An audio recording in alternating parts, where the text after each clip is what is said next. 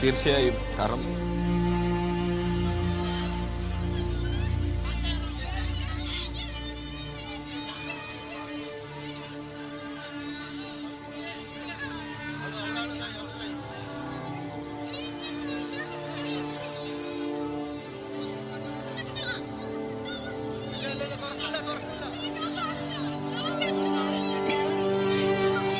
അത്രമേൽ സങ്കടകരമായ നിമിഷങ്ങളിലൂടെയാണ് ആ നാട് കടന്നു പോകുന്നത്. 4 വിദ്യാർത്ഥികളുടെയും മൃതദേഹങ്ങൾ ഇപ്പോൾ വീട്ടുകളിലേക്ക് എത്തിച്ചിരിക്കുന്നു. വീടുകളിൽ പൊതുദർശനം നടക്കുകയാണ്.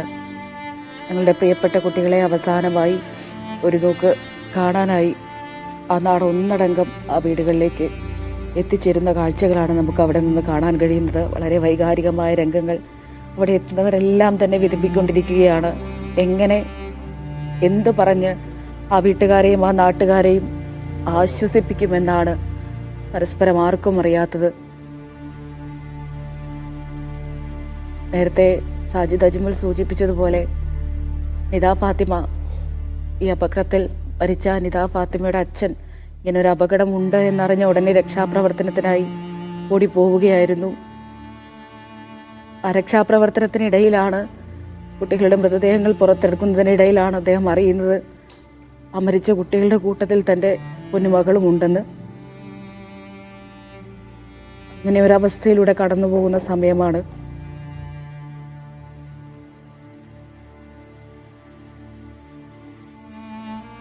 നന്ദു, ഈ വീടുകളിലെ പൊതുദർശനം എത്ര മണിവരെ ഉണ്ടാകും അവിടെ?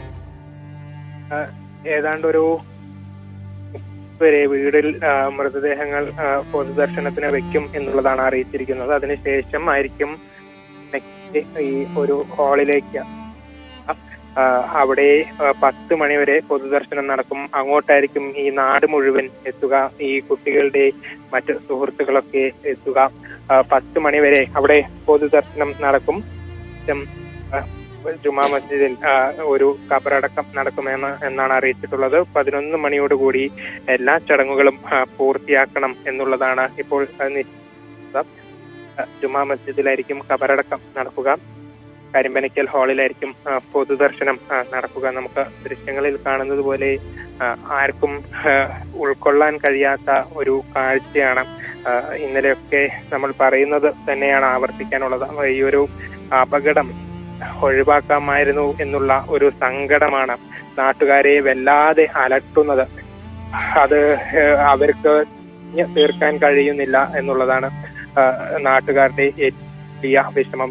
ഇപ്പോൾ ആകിലും സാജിദും ഒക്കെ സൂചിപ്പിച്ചതുപോലെ ഇവിടെ നിരന്തരം അപകടം ഉണ്ടാകുമ്പോഴൊക്കെ രക്ഷാപ്രവർത്തനത്തിനെത്തുന്ന ആളുകളാണ്. സമാനമായ രീതിയിൽ ഒരു അപകടം നടന്നപ്പോൾ ഓടിയെത്തിയതാണ് അപകടത്തിൽപ്പെട്ടതെന്ന് അറിയുന്നു. അത് അവരെ എത്രയും പെട്ടെന്ന് രക്ഷിക്കുക എന്ന ഒറ്റ ലക്ഷ്യമായിരുന്നു ഇവർക്കുണ്ടായിരുന്നത്. പക്ഷേ രക്ഷപ്പെടുത്തുന്നത്, അപകടത്തിൽപ്പെട്ടത് മകളാണ് എന്നുൾപ്പെടെ ഒരു ഉപ്പ ഇപ്പോൾ ഉണ്ടാവുന്ന ഒരു ആഘാതം, അതിൽ നിന്നും ഒരു മോചനം, അതിൽ നിന്നും പുറത്തേക്ക് കടക്കാൻ വലിയ ബുദ്ധിമുട്ടാണ്. നാട്ടുകാരുടെ മുന്നിലാണ് ഈ ഒരു അപകടം സംഭവിച്ചത്. ഒരു പക്ഷേ അവിടെ ഉണ്ടാവുന്ന നടത്തുന്നവർക്കും ഒക്കെ സുപരിചിതരായ കുട്ടികളാണ്. ഈ നാട്ടിൽ എന്നും ഒരുമിച്ച് നടക്കുന്ന കുട്ടികളാണ്. ഈ തന്നെ എപ്പോഴുമുള്ള കുട്ടികൾ. അവർക്ക്